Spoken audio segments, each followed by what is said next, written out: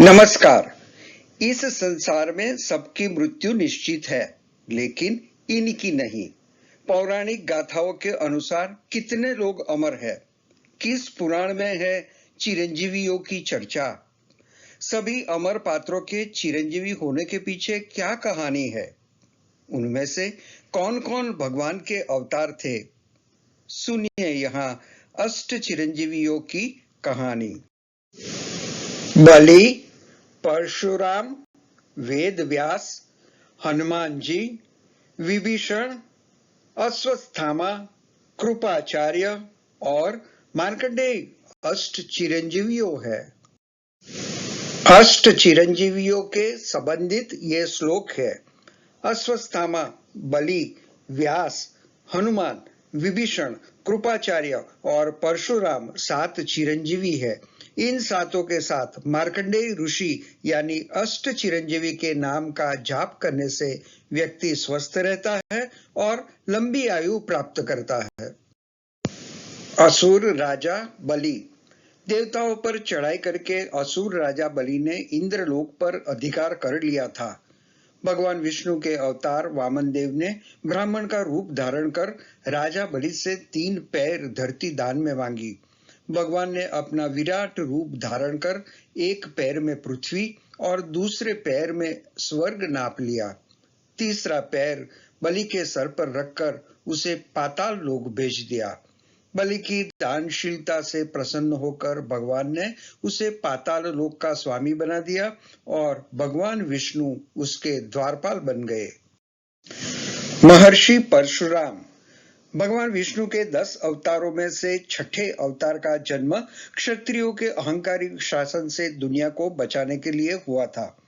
पिता ऋषि जमदग्नि और माता रेणुका थी। भगवान शंकर उनकी भक्ति से प्रसन्न हुए और परशु शस्त्र प्रदान किया। उनका नाम राम था। परशु धारण करने के कारण वे परशुराम कहलाए। परशुराम ने क्षत्रियों के आतंक पर विजय प्राप्त की, राजा सहस्त्रार्जुन का वध किया। त्रेता युग की रामायण और द्वापर युग की महाभारत में भी परशुराम का उल्लेख मिलता है। वेद व्यास ऋषि पराशर और सत्यवती के पुत्र थे। उनके शरीर का रंग काला था, इसलिए उनका एक नाम कृष्ण द्वैपायन भी है। उन्होंने चारों वेदों ऋग्वेद, अथर्ववेद, सामवेद और यजुर्वेद का संपादन किया, इसीलिए उन्हें वेद व्यास कहा जाता है। उन्होंने महाभारत ग्रंथ और 18 पुराणों की रचना की। महर्षि वेद व्यास को भगवान विष्णु के अवतार माने जाते हैं। हनुमान जी का जन्म त्रेता युग में अंजनी और केसरी के पुत्र के रूप में हुआ था। हनुमान जी राम के परम भक्त थे। हनुमान जी माता सीता की खोज में लंका पहुंचे और अशोक वाटिका में देवी सीता को श्री राम का संदेश दिया, जिससे प्रसन्न होकर सीता ने उन्हें अमरता का वरदान दिया।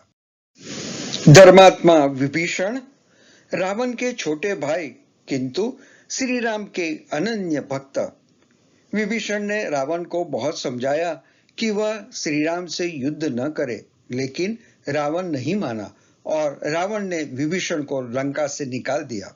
राम रावण युद्ध में विभीषण ने राम का साथ दिया। युद्ध में राम की विजय हुई, जिसमें विभीषण का योगदान महत्वपूर्ण था। रावण की मृत्यु के बाद श्री राम ने लंका का राज्य विभीषण को सौंप दिया। अश्वत्थामा गुरु द्रोणाचार्य के पुत्र महाभारत युद्ध में कौरवों की ओर से लड़े थे। उसी समय अश्वत्थामा ने ब्रह्मास्त्र छोड़ दिया, जिसे वह वापस नहीं ले सका, जिसके कारण श्री कृष्ण ने उन्हें पृथ्वी पर भटकने का श्राप दे दिया। अश्वत्थामा के माथे पर अमरमणि थी, लेकिन अर्जुन ने वह निकाल दी थी। महाभारत में भीष्म ने पांडवों और कौरवों की शिक्षा दीक्षा के लिए गुरु कृपाचार्य को नियुक्त किया था। उन्होंने युद्ध में कौरवों का साथ दिया। कृपाचार्य कौरव सेना के अंतिम 3 जीवित बचे लोगों में से एक थे। वे परम तपस्वी ऋषि है। उनकी तपस्या के कारण उन्हें अमर माना गया है। सप्त चिरंजीवियों के साथ 8वें चिरंजीवी ऋषि मार्कंडेय है। भगवान शिव के परम भक्त थे। उन्होंने शिव जी को अपने तप से प्रसन्न किया और महामृत्युंजय मंत्र को सिद्ध किया था। शिव जी के वरदान से वह अमर हो गए।